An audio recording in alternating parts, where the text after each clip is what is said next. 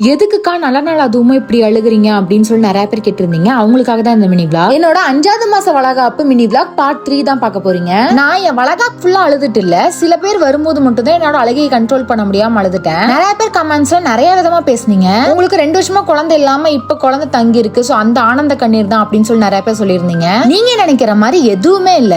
நான் pregnancy test எடுக்கும்போது double code வந்ததுக்கே எனக்கு கண்ணீர் வரல. நாங்க நிறைய வீடியோஸ் சொல்லியிருக்கோம், நாங்க இப்பதான் பேபிக்கு பிளான் பண்ணிருந்தோம் அப்படின்னு. நாங்க நினைச்ச மாதிரி 1 மந்த்ல எங்களுக்கு பேபி ஃபார்ம் ஆயிருச்சு. சோ அதுக்கெல்லாம் நான் என்னைக்குமே ஃபீல் பண்ணவே மாட்டேன். நான் அழுததுக்கு காரணம், நான் மாசமா இருக்கும் போது எல்லாரும் நீ எப்படி பாத்துக்கிட்டாங்க அப்படிங்கறதுக்காக மட்டும்தான் அழுதேன். ஃபர்ஸ்ட் எங்க அம்மா வரும்போது நான் ரொம்ப அழுதுட்டேன். எதனாலன்னு பாத்தீங்கன்னா, நான் ஒரு அம்மா ஆனதுக்கு அப்புறம் தான் எங்க அம்மா எனக்கு எவ்வளவு கஷ்டப்பட்டிருக்காங்க அப்படின்னு சொல்லி தெரிஞ்சுச்சு. அண்ட் எங்க அம்மா பாத்துக்கிட்டதுலயும் சரி, செக்அப்க்குலாம் கூட வருவாங்க. அண்ட் அதெல்லாம் ஒரு செகண்ட் நினைச்சு பார்க்கும்போது எங்க அம்மா வரும்போது எனக்கு அழுக வந்துருச்சு. அதுக்கப்புறம் அழுது பாத்தீங்கன்னா எங்க அப்பா வரும்போது அழுதேன். அப்பாவுக்குமே அதே ரீசன் தான். எனக்கு சந்தோஷம், துக்கம், கோவம் எது வந்தாலுமே ஃபர்ஸ்ட் கண்ணீர் வந்துரும். சில டைம் பேசவே அழுதுருவேன். என்னோட கேரக்டர் அப்படியே என்னால மாத்திக்கவே முடியல. ஃபேமிலியை தாண்டி ஒருத்தவங்களுக்காக அழுதேன் அப்படின்னா அது ரூபி அக்காக்காகவும் துர்கா அக்காக்காகவும் மட்டும் தான் அழுதேன். ரூபி அக்கா வீட்டு பக்கத்துலயே இருக்காங்க. சோ நான் மாசமான டைம்ல இருந்து இப்ப வரைக்குமே நான் அவங்க வீட்டுல அதிகமா இருப்பேன். என்னை அதிகமா பாத்துக்கிட்டதும் அந்த அக்கா தான். சில டைம் வாமிட் பண்ணி வீட்டுல சாப்பிடாம இருப்பேன். அப்ப எல்லாம் அவங்க வீட்டுல இருந்து சமைச்சு டிஃபன் கேரியர்ல போட்டு எனக்கு இங்க எட்டு வந்து கொடுத்துட்டு போவாங்க.